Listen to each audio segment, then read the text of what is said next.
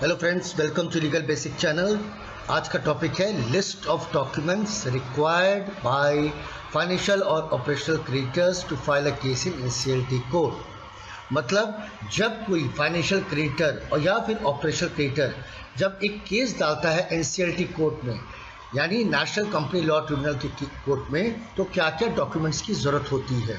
ये डॉक्यूमेंट्स बहुत इंपॉर्टेंट है और ये जो मैं वीडियो मैंने बनाया है ये आपको किसी भी यूट्यूब चैनल्स में नहीं मिलेगा। मेरी नज़र में तो नहीं दिखा मुझे, लेकिन एनी विच वे आप इस वीडियो को देखो, आपको तब समझ में आएगा कि क्या क्या डॉक्यूमेंट्स लगाने ज़रूरी है। ठीक है, चलते नेक्स्ट स्लाइड। देखिए, list of documents for financial creditor.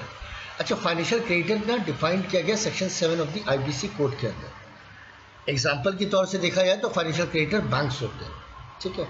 लेकिन इस वीडियो को समझने के लिए मैंने एनसीएलटी पे 2 वीडियोस बना रखी है। मेरी आपसे रिक्वेस्ट है उस वीडियो को ज़रूर देखना, आपको बहुत क्लैरिटी हो जाएगी। और इन फ्यूचर अगर आपके पास कोई लीगल केस होता है या ऑन दी वे है या आप हैंडल कर रहे हो तो आपको और क्लैरिटी हो जाएगी, जिसकी वजह से आपको एक सक्सेस रेशियो आपका बढ़ने का, जीतने का चांसेस काफ़ी बढ़ जाता है। Any which way, come to the point. पहला डॉक्यूमेंट्स क्या है? Copy of demand notice.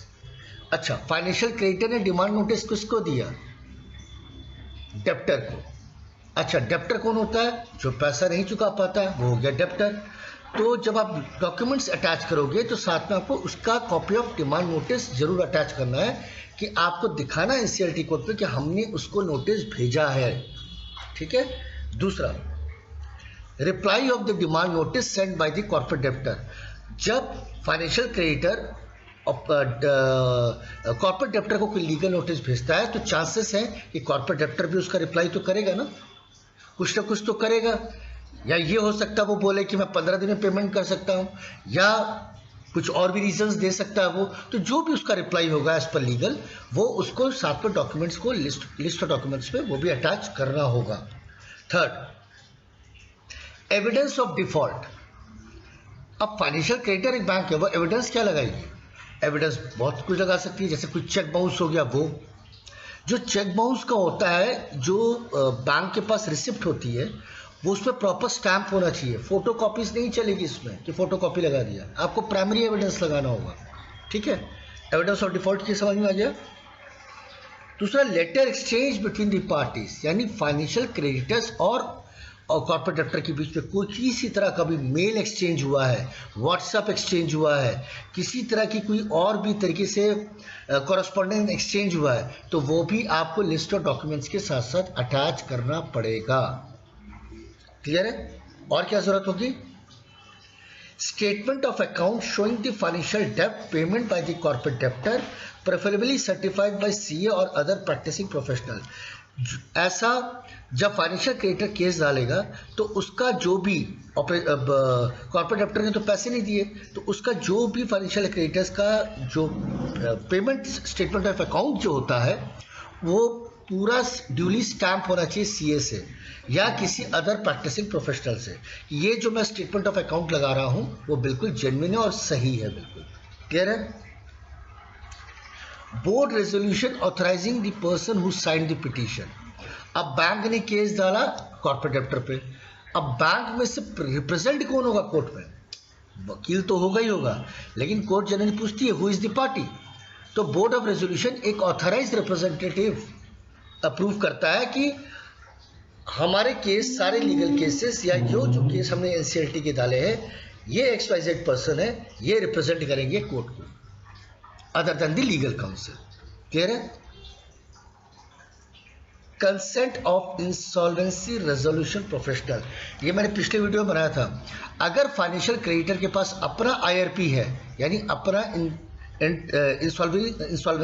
Insolvency resolution professional team है, तो वो साथ में एप्लीकेशन के साथ से ये अटैच करती है, एप्लीकेशन के साथ कि हमारा ये IRP है, और कोर्ट से वो रिक्वेस्ट करता है कि इसको हमारा IRP फॉर्म करें, और ताकि ये आगे हमारे को रेजोल्यूशंस पास करके हमारे जो भी पैसे बनते हैं वो हमारे को पैसा वापस दिलाए। और अगर फाइनेंशियल क्रेडिटर कोर्ट को ये कहता है कि नहीं, हमारे पास IRP नहीं है, आप हमारे को रिक्रूट करके दो, तो कोर्ट रिक्रूट करके देता है। ये क्लियर है? अगर फाइनेंशियल क्रेडिटर अपना लेके आता है आरपी तो उसका भी कंसेंट डॉक्यूमेंट्स होना चाहिए जो लिस्ट ऑफ डॉक्यूमेंट के साथ अटैच होगा। क्लियर होगी बात? लास्ट है कोर्ट फीस। जो भी कोर्ट फीस है वो आपको लगानी होगी। अगर इन डॉक्यूमेंट्स, अच्छा इन सारे डॉक्यूमेंट्स के साथ साथ मैं लिखना भूल गया, I am very sorry, affidavit जरूर लगता है। एफिडेविट ये बताता है कि जो भी हमने पिटीशन बनाई है, जो भी हमने लिस्ट ऑफ डॉक्यूमेंट्स अलोंग लगाए हैं पिटीशन के साथ साथ, वो बिल्कुल करेक्ट है। अगर इसके अंदर कोई भी हमने कोई कोर्ट को मिसलीड किया है, गलत फॉल्स डॉक्यूमेंट्स लगाए, तो पिटिशनर जो है is ready to face the consequences of under section 198 of the IPC का एक एफिडेविट ओथ करके वो जमा होता है। तो आपको क्लियर हो गया कि list of documents, financial creditor जब केस डालेगा आईपीसी के अंदर तो क्या क्या डॉक्यूमेंट्स की जरूरत होती है। अंडरस्टूड? चलते हैं नेक्स्ट स्लाइड। अब आ गया list of documents for operational creditors.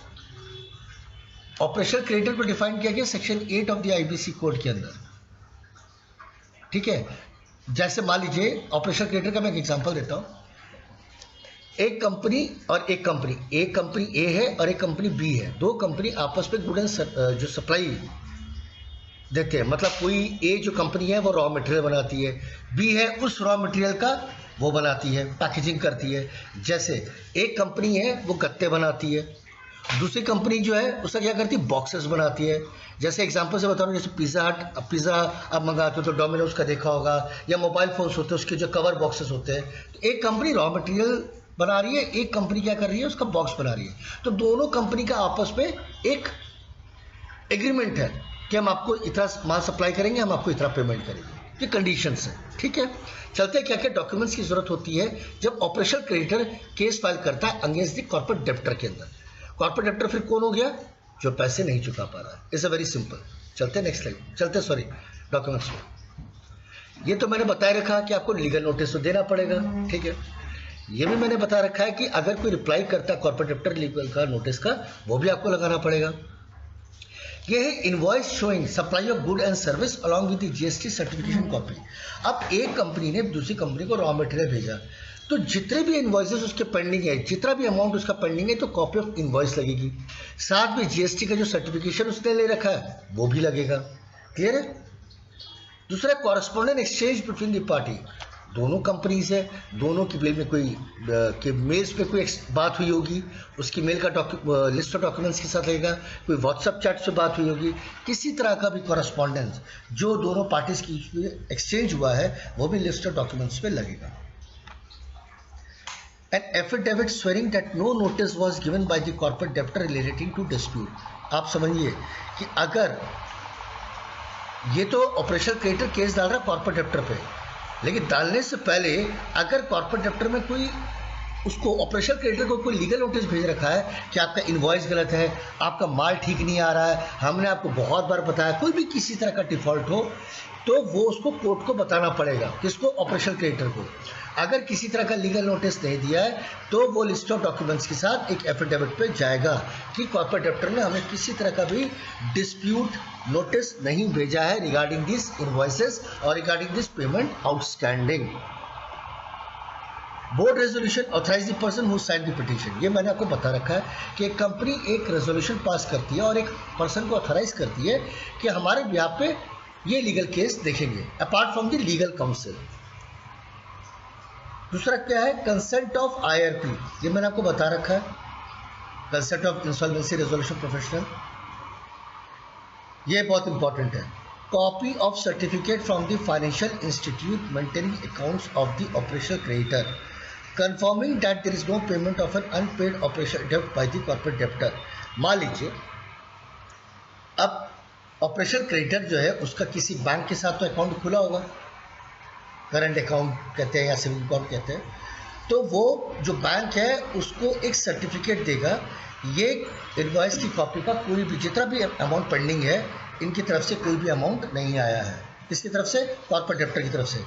दूसरा, अगर कोई चेक दिया था कॉर्पोरेट डेब्टर ने ऑपरेशनल क्रेडिटर को, अगर वो बाउंस हो गया है तो भी बैंक उसको सर्टिफिकेट पे लिख के देगा। अगर ये लिख के नहीं देता है तो फिर जनरली एनसीईआरटी कोर्ट पिटीशंस को अलाउ नहीं करती है या फिर डिसमिस कर देती है। क्लियर है? आई एम श्योर गाइस आपको ये समझ में तो आ गया होगा कि list of documents financial creditors पे क्या क्या लगाने चाहिए या ऑपरेशनल क्रेडिटर्स पे क्या क्या लगाना चाहिए। वो बात ठीक है कि आपको डेफिनेशन पता चल गई, सेक्शन 7 क्या होता है, 8 क्या होता है।